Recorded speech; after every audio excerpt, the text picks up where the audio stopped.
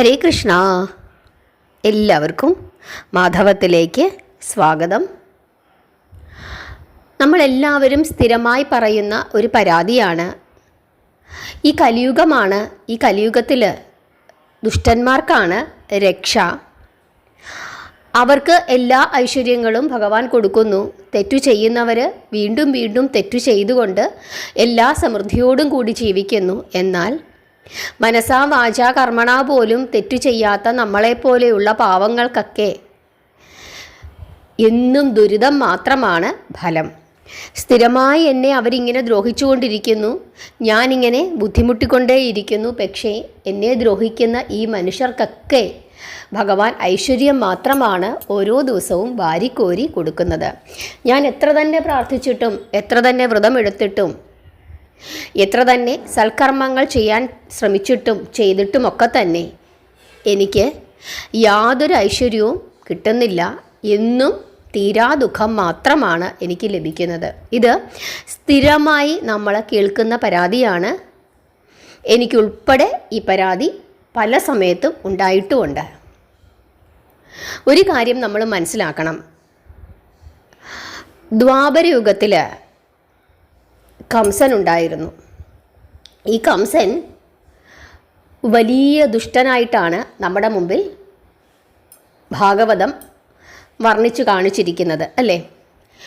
കംസൻ തൻ്റെ സഹോദരിയോട് ദുഷ്ടതരം കാണിച്ചു, സഹോദരി ഭർത്താവിനോട് ദുഷ്ടതരം കാണിച്ചു, പിതാവിനോട് ദുഷ്ടതരം കാണിച്ചു,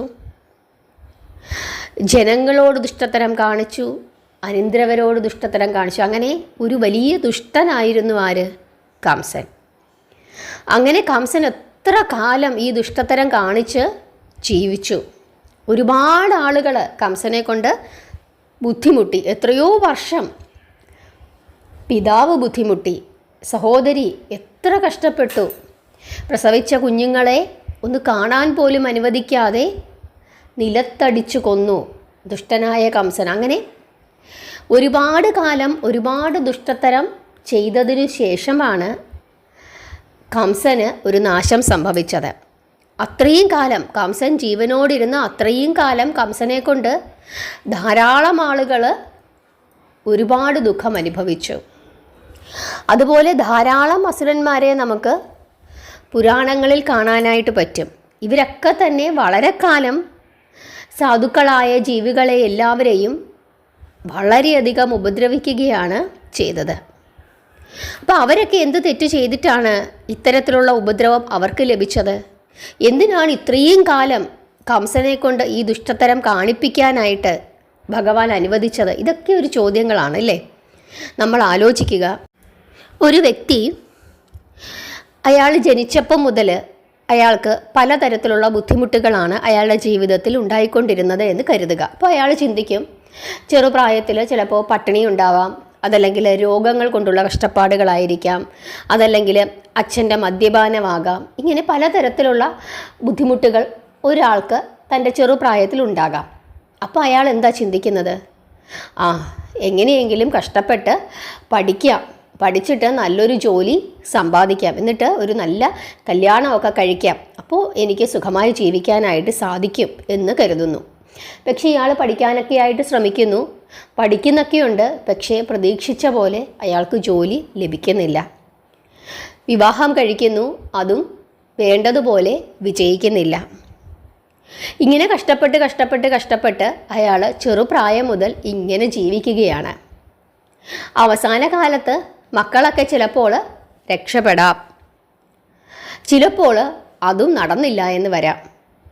പക്ഷേ ഈ ജീവിതത്തിൽ അയാൾ ഇങ്ങനെ വിഷമിച്ചും പ്രയാസപ്പെട്ടും ഭഗവാനെ വിളിച്ചും ഒരമ്പലങ്ങളിൽ നിന്നും മറ്റൊരമ്പലത്തിലേക്ക് ഓടിക്കൊണ്ടിരുന്നും ഉള്ള ജ്യോത്സ്യന്മാരെ എല്ലാം കാണും. അപ്പോൾ അവരൊക്കെ ഇങ്ങനെ ഓരോ വഴിപാടുകളൊക്കെ പറയും, കടം മേടിച്ചും ഒക്കെ ഈ വഴിപാടുകളൊക്കെ നടത്തും. പക്ഷേ ഒരു പ്രയോജനവും ഉണ്ടാകത്തില്ല.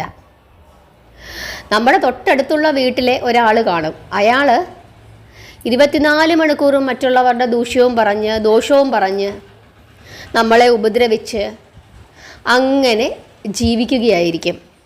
അയാൾക്ക് കുറച്ചങ്ങോട്ട് കഴിയുമ്പോഴേക്കും അയാളുടെ മക്കളൊക്കെ നല്ല നിലയിലാകും, ഗൾഫിലൊക്കെ പോകും, അല്ലെങ്കിൽ അമേരിക്കയിലൊക്കെ പോകും, പണം വരും, വീണ്ടും നല്ല വാച്ചും ഉടുപ്പും ഒക്കെ ഇട്ട് അയാൾ വീണ്ടും പരദൂഷണവും മറ്റുള്ളവരെ ഉപദ്രവിക്കലും ഭാരവെക്കലും ഒക്കെ ആയിട്ട് സുഖിച്ച് ജീവിക്കുകയായിരിക്കും. പക്ഷെ നമ്മളോ, തൊട്ടയലത്തുകാരനായ നമ്മളോ എന്നും ദുഃഖവും ദുരിതവും. നമ്മൾ ആരുടെയും കുറ്റവും പറയുന്നില്ല, ആരുടെയും കുറവും അന്വേഷിക്കുന്നില്ല, ആരുടെയും വീട്ടിലേക്ക് എത്തി നോക്കാനും പോകുന്നില്ല. പക്ഷേ നമുക്ക് ദൈവം എന്താ തരുന്നത്? നിത്യദുരിതം. ഈ തെറ്റ് ചെയ്ത് മറ്റുള്ളവരുടെ കുടുംബമൊക്കെ കലക്കി നടക്കുന്ന അയാൾക്ക് ഓരോ ദിവസവും ഐശ്വര്യമാണ് ഭഗവാൻ കൊടുക്കുന്നത്. അയാളുടെ മക്കളൊക്കെ നല്ല നിലയിലാകും. അങ്ങനെ അയാൾക്ക് സമ്പത്തൊക്കെ ഉണ്ടാകാം. നമുക്കാണെങ്കിൽ നമ്മൾ വിചാരിച്ചതുപോലെ നമ്മളും ആയില്ല, നമ്മുടെ കുഞ്ഞുങ്ങളും ആയില്ല. എന്തുകൊണ്ടായിരിക്കാം ഈ കലിയുഗത്തിൽ ഇങ്ങനെ സംഭവിക്കുന്നത്? എന്തുകൊണ്ടായിരിക്കാം വളരെ ചെറുപ്പകാലം മുതൽ നമ്മൾ ഈ ദുഃഖങ്ങളൊക്കെ അനുഭവിക്കുന്നത്?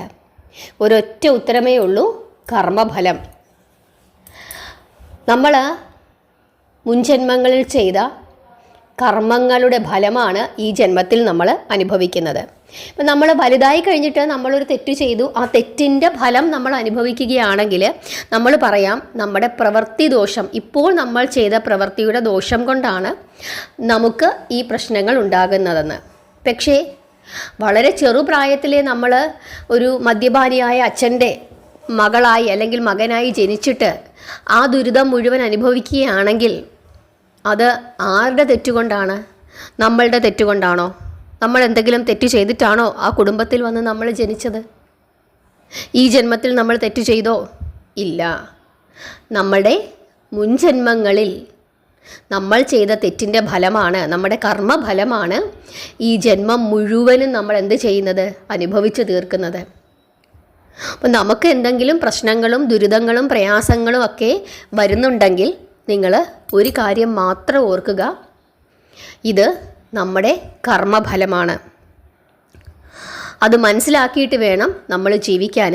അയാൾക്ക് ഐശ്വര്യങ്ങൾ ഭഗവാൻ വാരിക്കോരി കൊടുക്കുന്നത് എന്തുകൊണ്ടാണ്? അയാളുടെ കഴിഞ്ഞ ജന്മത്തിൽ അയാളൊരു നല്ല മനുഷ്യനായിരുന്നു. പക്ഷേ ആ നന്മ കൊണ്ട് അയാൾക്ക് ഈ ജന്മത്തിൽ എല്ലാ ഐശ്വര്യങ്ങളും ഭഗവാൻ കൊടുത്തപ്പോൾ അയാളുടെ മനസ്സിന് നേർബുദ്ധി കിട്ടിയില്ല. അയാളുടെ കണ്ണുകൾക്ക് ശരിയായി കാണാൻ സാധിച്ചില്ല. അയാൾ ഈ ജന്മത്തിലിരുന്ന് അയാൾക്ക് ലഭിച്ച ആ ഐശ്വര്യത്തിൻ്റെ ഫലമായി ദുഷ്ടപ്രവർത്തികൾ ചെയ്യുന്നത് കൊണ്ട് തീർച്ചയായിട്ടും അയാളുടെ തലമുറകൾക്കും ഇനിയുള്ള അയാളുടെ ജന്മങ്ങൾക്കും വലിയ ദോഷമായിരിക്കാം സംഭവിക്കാൻ പോകുന്നത്.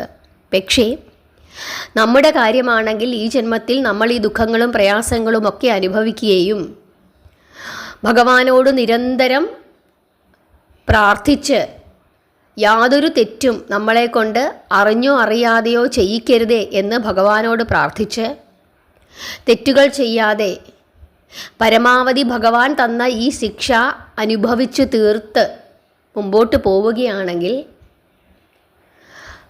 നമ്മുടെ ഒരു അന്തിമ കാലത്തെങ്കിലും ഭഗവാൻ തീർച്ചയായിട്ടും നമുക്ക് ഒരു സമാധാനം തരും. ഇനിയുള്ള ജന്മങ്ങളിലും നമുക്ക് സമാധാനം തരും.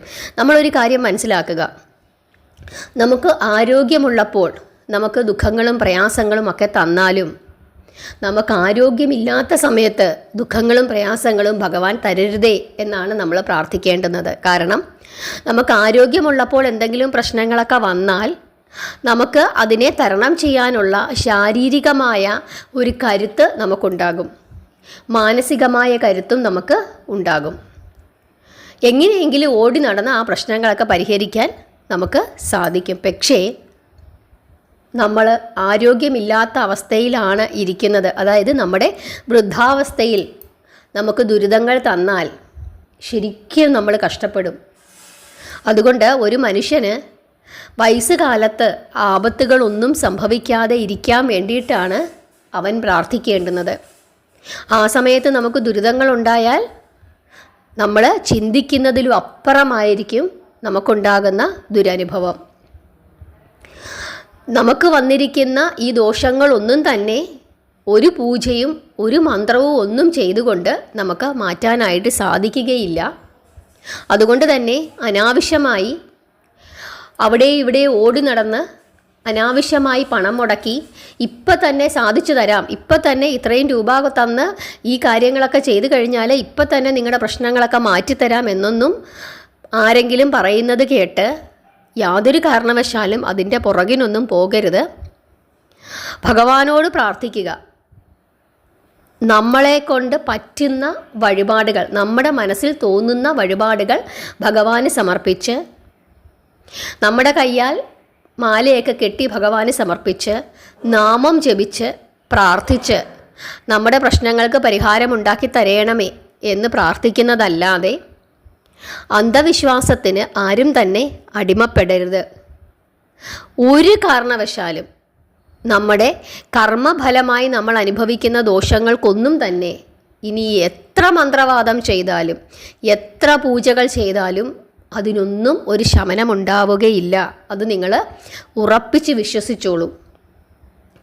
നമ്മളെ അനാവശ്യമായി പറ്റിക്കുന്ന ധാരാളം ആളുകൾ നമ്മുടെ ചുറ്റുപാടുമുണ്ട്. അതിലൊന്നും പോയി നമ്മൾ വീഴരുത്. നമ്മൾ അനുഭവിക്കുന്ന പ്രശ്നങ്ങളെല്ലാം നമ്മുടെ കർമ്മഫലമാണെന്ന് ഓർക്കുക. ഒരുപാട് പ്രയാസങ്ങളും ദുഃഖങ്ങളും വരുമ്പം ഭാഗവതവും രാമായണവും ഒക്കെ എടുത്ത് വായിക്കുക. അതിനകത്ത് ഭാഗവതത്തിൽ വളരെ വിശദമായി ഭഗവാൻ ശ്രീകൃഷ്ണൻ്റെ അവതാര കഥ വിശദീകരിക്കുന്നുണ്ട്. അതിൻ്റെ അവസാന ഭാഗത്തായിട്ട് സ്വർഗാരോഹണത്തിന് മുമ്പ് ഭഗവാൻ തൻ്റെ വംശം തമ്മിൽ മദ്യപിച്ച് പോരടിച്ച് മരിക്കുന്നത് കാണുന്നുണ്ട്. അത് ശാപത്തിൻ്റെ ഫലമാണ്. അത് കണ്ട് വിഷമിച്ചതിന് ശേഷമാണ് ഭഗവാന് സ്വർഗാരോഹണം സാധിച്ചത്.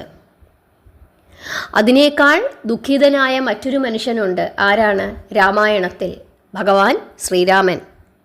എന്തോരം ദുഃഖങ്ങളാണ് അദ്ദേഹം തൻ്റെ ജീവിതത്തിൽ അനുഭവിച്ചു തീർത്തത്. അങ്ങനെ ഓരോരുത്തരുടെയും കാര്യങ്ങൾ നമ്മൾ ഓർക്കുക. ദശരഥ മഹാരാജാവ്, അങ്ങനെ ധാരാളം പുരാണ കഥാപാത്രങ്ങളെ നമ്മുടെ മുമ്പിൽ അവതരിപ്പിച്ചിരിക്കുന്നത് എന്തിനു വേണ്ടിയിട്ടാണ്? എല്ലാ സമൃദ്ധിയും എല്ലാ ഐശ്വര്യവും ഉണ്ടായിട്ടും ദുഃഖം എന്ന് പറയുന്നത് അനിവാര്യമാണ് എന്ന് നമ്മളെ മനസ്സിലാക്കി തരുന്നതിന് വേണ്ടിയിട്ടാണ് ഇതെല്ലാം നമ്മൾ പഠിക്കുന്നത്. അതുകൊണ്ട് നമുക്ക് ദുഃഖം വരുമ്പോൾ, നമുക്ക് സ്ഥിരമായി ദുഃഖങ്ങളാണ് ഈശ്വരൻ തന്നിരിക്കുന്നതെങ്കിൽ അത് നമ്മുടെ കർമ്മഫലമാണ് എന്ന് തിരിച്ചറിയുക. കർമ്മഫലം നമ്മൾ അനുഭവിച്ചേ മതിയാകൂ. വലിയ ദോഷങ്ങൾ നമ്മുടെ മുമ്പിലേക്ക് വരുമ്പോൾ ഭഗവാൻ അതിൽ നിന്നും നമ്മളെ ചെറുതായെങ്കിലും സംരക്ഷിച്ച് അതിൽ വീഴിക്കാതെ അതിൻ്റെ വക്കത്തൂടെ നമ്മളെ പിടിച്ചു നടത്തണമെങ്കിൽ നാമജപം കൊണ്ട് മാത്രമേ സാധിക്കൂ. അങ്ങനെ വരുമ്പോൾ എന്താ ചെയ്യുന്നത്? സ്ഥിരമായി നാമം ജപിക്കുന്ന ആളുകളെ ഭഗവാൻ എന്തു ചെയ്യും?